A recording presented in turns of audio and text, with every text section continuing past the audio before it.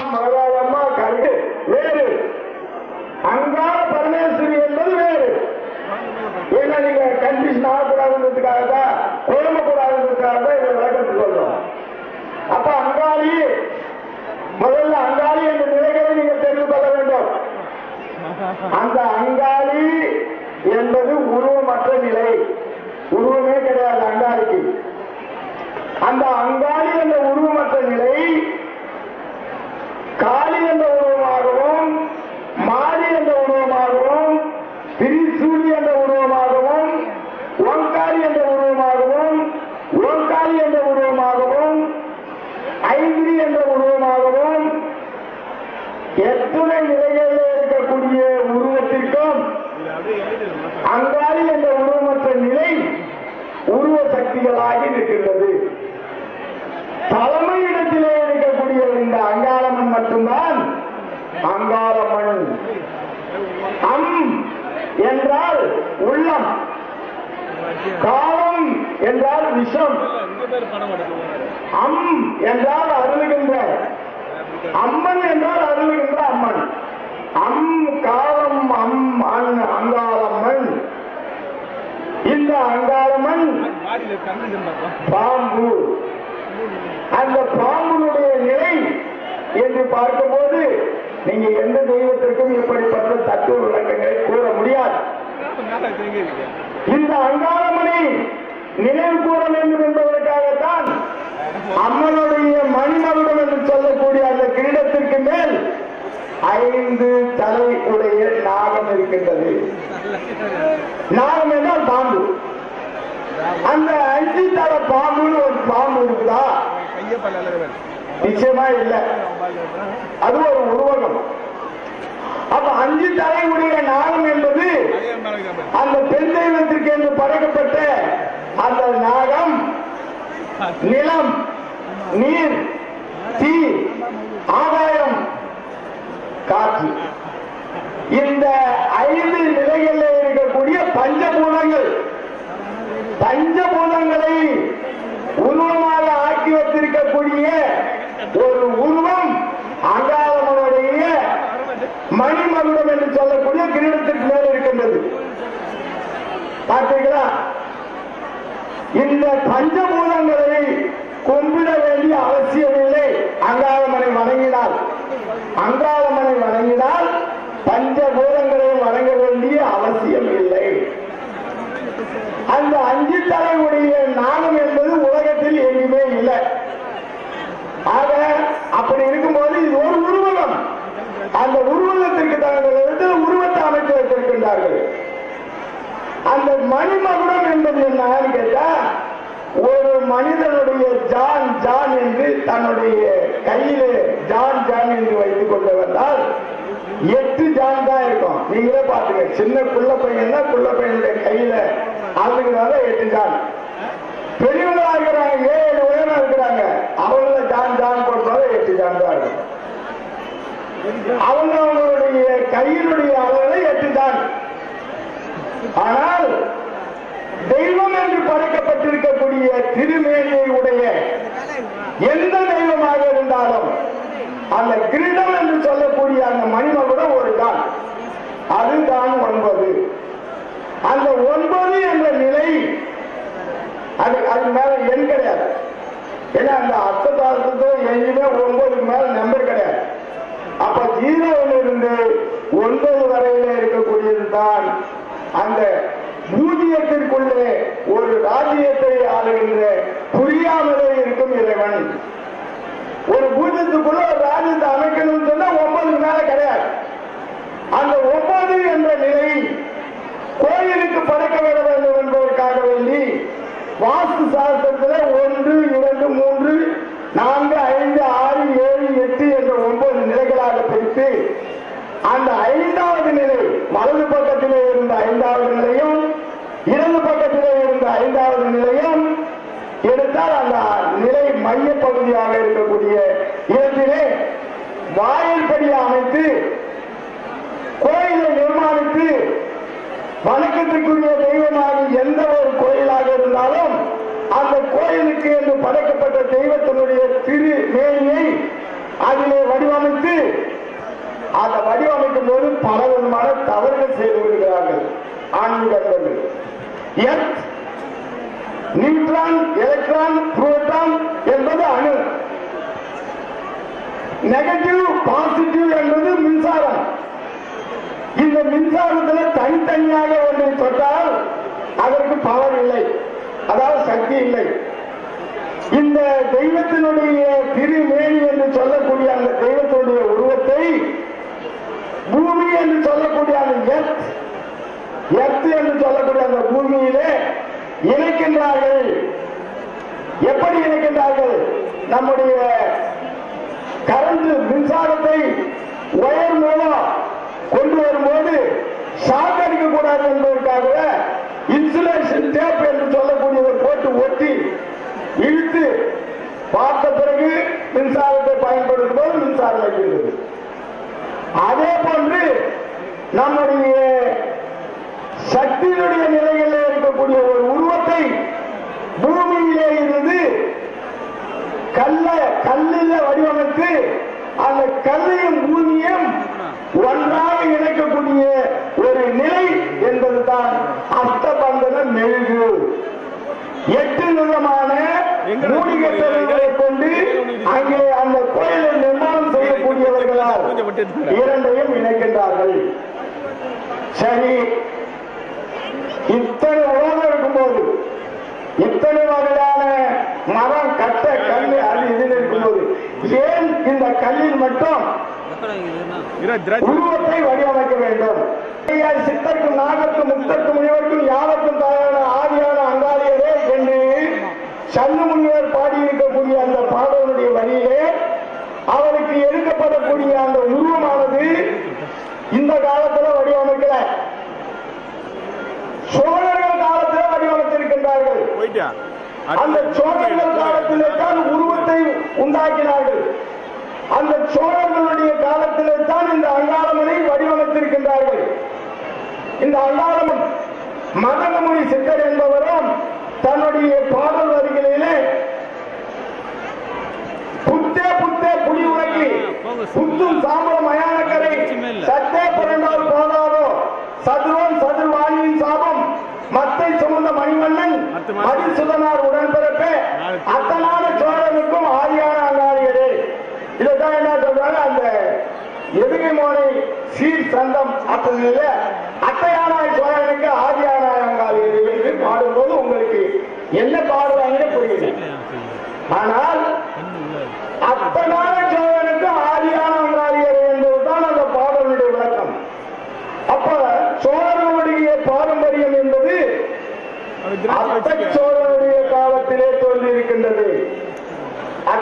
அத்தச்சோழன், ஆதித்த சோழன், விமலாதித்த சோழன், பராமர சோழன், ராஜராஜ சோழன், ராஜேந்திர சோழன். ராஜராஜ சோழன் என்பவருடைய காலத்தில் தான் தஞ்சாவூரிலே இருக்கக்கூடிய பிரகதீஸ்வரர் ஆலயம் கட்டியிருக்கின்றார்கள். 6வது சோழர்களுடைய காலம். 6 சோழர்களுடைய காலத்துக்கு முற்பட்ட சோழன் அத்தச்சோழன். அத்தச்சோழனுடைய காலத்துக்கு முற்பட்ட காலத்திலே ஆதியான அங்காளியரே இருக்கின்றது. இப்படிப்பட்ட சிறப்பு மிக்க இந்த ஊருக்கு யார் ஒருவர் 3 முறை வருகை தருகின்றார்களோ அவர்களுக்கு பின்னி, பீடை, சகடை, பில்லி, சூன்யம், காட்டேரி சேட்டை அனைத்தும் தானாக வேண்டும். அது ஏன் அந்த 3 என்று சொல்கின்றோம்? அந்த 3க்கான விளக்கங்கள் என்ன? எலுமிச்சை மரம் சொன்னோம். எலுமிச்சை மரத்துல பிளவு, 4 பிளவு. அந்த சொலைகளை ஆட்டும் போது 2 சொலை, ஒரு பிளவுக்கு 2 சொலை நிச்சயம் வரும். அந்த 2 சொலையில நிச்சயமாக ஒரு சுளை அடிபடாம இருக்கும், மீதி இருக்கக்கூடிய சொலை அடிபட்டிருக்கும். புரிஞ்சுங்க. ஒரு எலுமிச்சை மரத்தை எடுத்து 4 பிளவா பிறந்தா நிச்சயமாக அந்த எலுமிச்சை மரத்தினுடைய சுளை 2 வரணும் இல்லையா? அப்ப ஒரு சுளை மட்டும் அடிபடாமல் இருக்கும், மற்றதெல்லாம் அடிபட்டிருக்கும். இப்ப நீங்க உங்களுடைய திருக்கோயிலுக்கு 3 முறை வரீங்க. 3 முறை வரும்போது ஒன்னும் பலிதமாகல, 2வது முறை வரீங்க பலிதமாகல, 3வது முறை வர பலிதமாயிடுச்சு. அந்த பலிதமாகிறது, பலித்து விட்டது என்று சொல்லுவதற்கான விளக்கம் என்ன என்று கேட்டால், அந்த சுலை எலுமிச்சை மரத்தினுடைய சுலை அடிபடாமல் இருக்கின்றது. உங்களுக்கு ஏற்பட்டிருக்கக்கூடிய பிணி பீடை சகலை தோஷம் எல்லாம் விலகிவிட்டது. அதனால்தான் அந்த எலுமிச்சை மரத்தை 4 பிளவுகளாக பிளந்து, ஒரு பிளவை கிழக்கு பக்கத்திலும், இன்னொரு பிளவை மேற்கு பக்கத்திலும், இன்னொரு பிளவை தெற்கு பக்கத்திலும், அடுத்த பிளவை வடக்கு பக்கத்திலும் போடுவது வாடிக்கை வழக்கம். இது இருக்குது இல்லையா? இந்த நடைமுறையின்படி எந்த ஒரு திருக்கோயிலுடைய ஆகம அமைப்பின்படி ஒரு திருக்கோயிலை அமைத்தார்களே ஆனால் அந்த திருக்கோயில் என்பது கிழக்கு முகமாகத்தான் இருக்கும். ஆனால் இந்த அங்காளம்மனுடைய திருக்கோயில் மட்டுமே வடக்கு பகுதியில் இருக்கும், வடக்கு நோக்கி இருக்கும். இந்த அமைப்பின்படி கட்டப்பட்டிருக்கக்கூடிய கோயில் கிழக்கு பக்கத்தில் கோயில் கட்டியிருந்தால் கிழக்கு முகமாக நோக்கி வாயப்படி அமைத்து கோயிலை நிர்மாணம் செய்து 9 நிலைகளாக்கி மைய பகுதியிலே அந்த வாயப்படி அமைத்தார்களே ஆனால் கிழக்கு பக்கத்தில் இருக்கக்கூடிய அத்தனை கோயில்களும் சாந்த சொரூப கோயில்கள். கோயில்கள் 2 கோயில் இருக்கு. அந்த கோயிலுடைய நிலைகளை பார்க்கும்போது அம்மனுடைய இதே அம்மன் கோயில் தான், அங்காளம்மன் கோயில் தான். அதுல கொகிடி கோயில், இளங்கோயில், மாடக்கோயில், நிலைக்கோயில், தம்பக்கோயில், பூங்கானை மாடக்கோயில் என்ற வகையில் கோயிலுடைய நிலை. இந்த நிலைக்கோயில்களிலே நம்முடைய நிலைக்கோயில் என்பது இளங்கோயில் வகையை சார்ந்தது. அந்த இளங்கோயில் வகை என்பது எப்போது தோன்றி இருக்கின்றது என்றால் இளங்கோயில் தான் முதல்ல தோன்றது. அந்த இளங்கோயிலுடைய தத்துவ விளக்கங்கள் என்ன? செங்கற்கள், சுட்ட செங்கற்களால் சிந்து சமய சமவெளி காலத்திற்கு உட்பட்ட காலத்திலே கல் செங்கலுடைய தன்மை அறிந்து அந்த செங்கலை சிறு சிறு பகுதிகளாக்கி அந்த சிறு பகுதிகளை ஒன்றாக அடுக்கி கோயில்களை எழுப்புகின்றார்கள் என்றால் அந்த கோயில்களுக்கு பெயர் இளங்கோயில் வகை. இந்த இளங்கோயிலே கொகிடி கோயில் என்றும், பூங்கானை மாடக்கோயில் என்றும், கற்கோயில் என்றும் பல கோயில்கள் இருக்கின்றன. அதிலே காலத்தால் முற்பட்ட கோயில் என்பது இளங்கோயில் வகையை சேர்ந்தது. இந்த இளங்கோயில் வகையை சேர்ந்த கோயில் தான் நம்முடைய அங்காளம்மன் திருக்கோயில். ஆக காலத்திற்கு முற்பட்ட கோயில். இது மலையனூர் கோயில் தான் எடுத்துக்கலாம், நாங்க சொல்லல. ஆதிமணி யுகமதனில் எரிகின்ற கோலம் அதில் அரசாட்சி செய்தவரும் நீ, அயன் அரியன் ருத்திரன் மூவர் மத தேவர்களை அன்பாய் படைத்தவரும் நீ, அந்த நீதி தவறும் பிரம்மன் சிரமத்தை துளித்து நீ நிர்மலையானவரும் நீ, பாதி பாவம் சூடவே வாம பாகத்தில் உறவும் பார்வதி மன்னமணி நீ, பாவ வினை தீர்க்கவே கோர உருவாகிய பாலர்களை காப்பவரும் நீ, அற்புதம் மிகுத்தோங்கும் மலையனூர் அமர்ந்தவர்களும் ஆதி அங்காளி உண்மையே. 10 பாட்டு என்ற நூலிலே இந்த பாடல் இருக்கு. இந்த மாதிரி 10 பாடல் இருக்கு. அந்த மலையனூர்ல வந்துதான் மற்ற எல்லா இடத்துலையும் கோயில் வந்துதான். அதற்கான விளக்கங்கள் இருக்கிற பாடல் வருது. சீர்வளர மலையனூர் வந்து 56 தேசம் எங்கும் இருந்தார், திரளான செல்வமும் மைந்தரும் விஜயமும் சேர்த்து அடிகளாருக்கு அளிப்பாய், அதிவீரன் ரணவீரன் பாவாடராயன் தனது பரிவாரமுடனே அருமை வள பூதகணநாதத்துடைய சூழலை அன்பாய் கொள்ளிருப்பாய், ஆயி சுந்தரி அமளி அம்பிகை அலங்காரி அங்கை அணியுண்டவாயி பெரிதும் அடியார்கள் தன் பிணி பரந்தோடு விபூதியருக்காரியே பூங்காவி ஈரலுரை ஓங்கார சக்தியே பூங்காவனத்தாயே.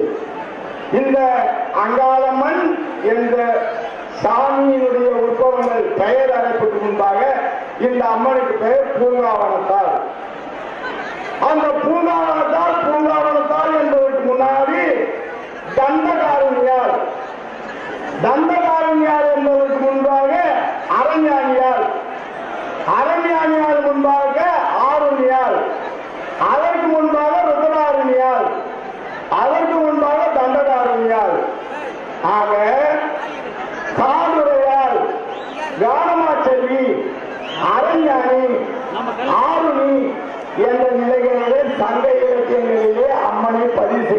கொண்டிருக்கின்றார்கள்.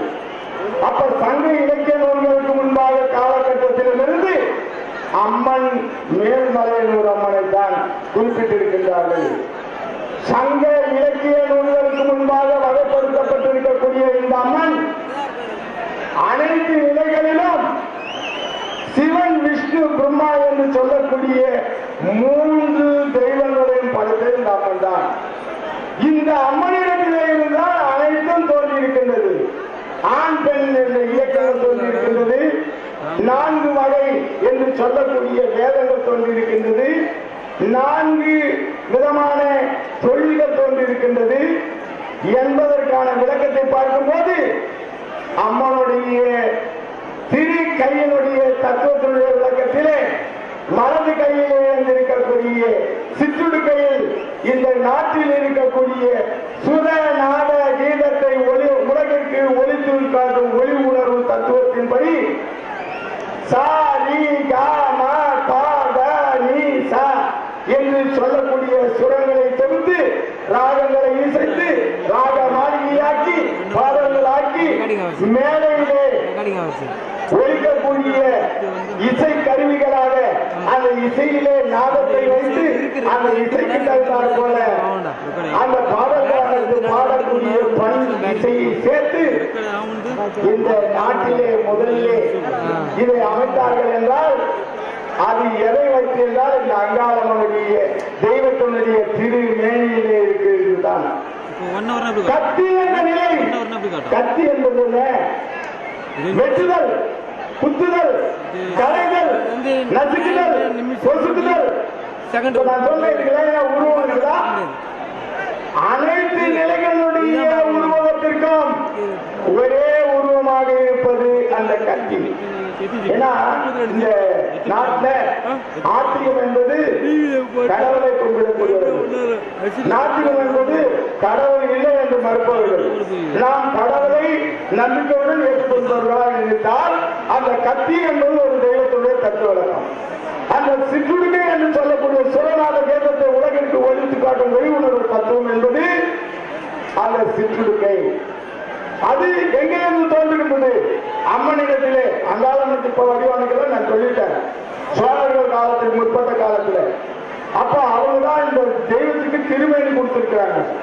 இந்த தெய்வத்துடைய திருமேனி சரி, இந்த தெய்வத்துடைய அப்ப இந்த தெய்வத்துடைய திருமேனிகளில் தான் அனைத்து தெய்வத்துடைய திருமேனிகளும் தோற்றுவிக்கப்பட்டிருக்கிறது, உண்டாக்கப்பட்டிருக்கிறது. அப்ப இந்த 2 திருமேனி திருக்கையினுடைய அமைப்பின் பிரகாரம் அடுத்த திருக்கைக்கு போகும்போது திரி சூளம், சூளத்தில் பார்த்தா சூளமே 3 வகைகள் இருக்குது.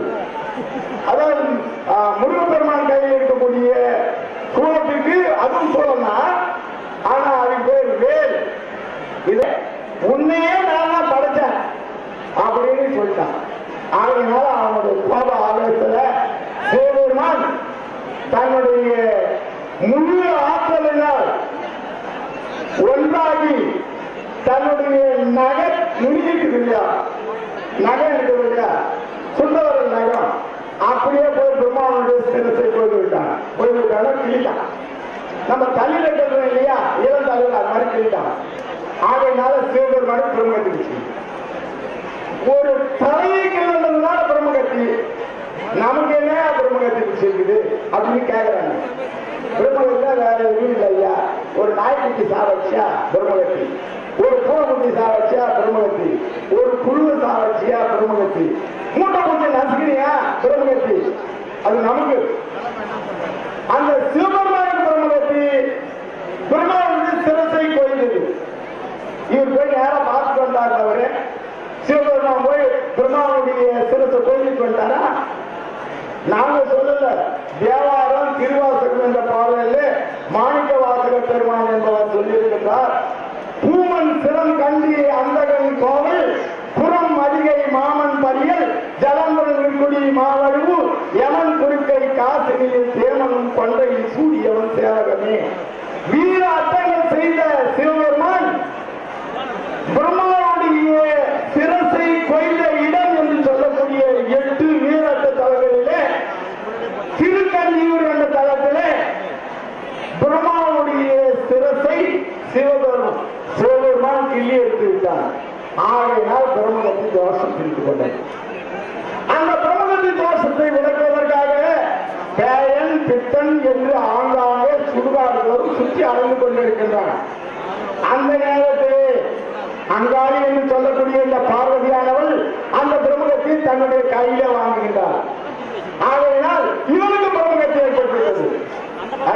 உலகத்தில் இருக்கக்கூடிய அம்மனுக்கு இந்த அங்காளம்மனுக்கு பிரமுகத்தை பிடிச்சு போச்சா? ஆமா பிடிச்சது. அதனால்தான் அந்த கபாலம் பிரமுகத்தை பிடிச்ச உடனே தன்னுடைய நிலையை மறந்தால் வேப்பஞ்சேலை, கந்தலாடை, கொக்கிரகு, மயிலிறகு, அதற்கு பேர் தான் சித்தாங்கி. சித்தாங்கி நாசம் அடைந்தால் சிங்கத்தில் அமர்ந்தால் சிங்கத்தில் மேல போய் யார முடியுமா? சித்தாங்கில் அமர்ந்துட்டு அந்த நிலையை மறந்தால், ஆகையினால் சித்தாங்கி அணிந்தால், சிங்கத்தில் அமர்ந்தால், ஆங்காங்கு பவனி வந்தால் வருகின்றால் நீங்கள் அனைவரும் கனகோஷம் செய்து அம்மனை வழிபாடு செய்வீர்களானால் நாங்கள் ஓம் சக்தி ஓம் என்று சொல்லும் போது ஓம் சக்தி ஓம் என்ற நிலையில் நாம் கூற உங்களுக்கு அம்மாவுடைய முழு சக்தி நிறைவாக வேண்டும் என்று கேட்டுக்கொண்டு உங்களுக்கு அடுத்த ஊஞ்சலாட்சி நிகழ்விலே உங்களுக்கு ஏற்படக்கூடிய மற்ற சந்தேகங்களை தெளிவாக பேசியிருக்கின்றோம். உங்களுடைய சந்தேகங்கள் எதுவாக இருந்தாலும் எங்களை அணுகி கேளுங்கள்.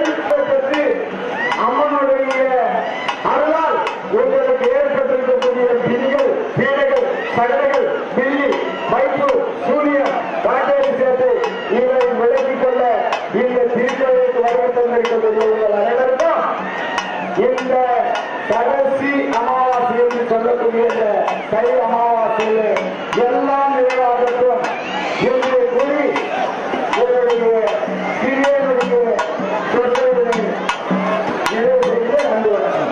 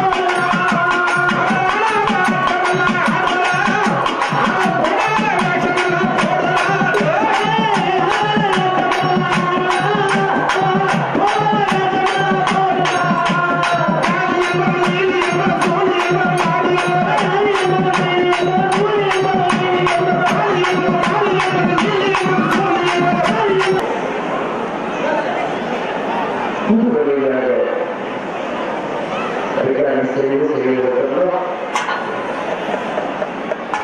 அது மட்டுமல்ல, இந்த மாதத்திலே அடையாளமா எத்தனை வருஷம் போடுவார்கள் தெரியாது, எத்தனை ஆடுவார்கள் தெரியாது. அவர்கள் இந்த ஆணை சொல்லியிருக்கின்றோம்.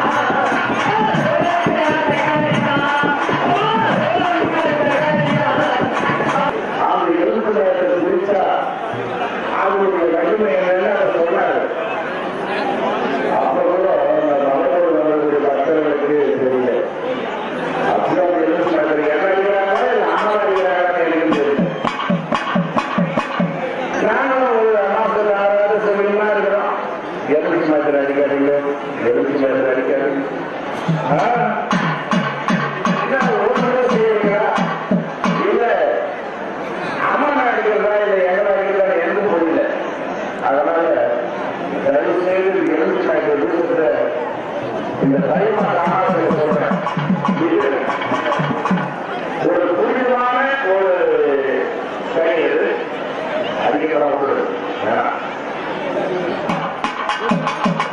அங்கம்மா உன் மண்ணுக்கு அம்மா